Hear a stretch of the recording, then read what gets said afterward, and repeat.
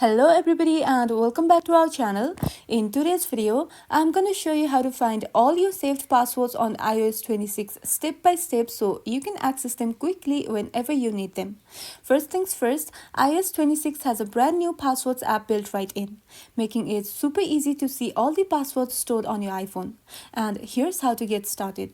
Swipe down on your home screen to access the search bar, then type in passwords. You will see the new passwords app pop up.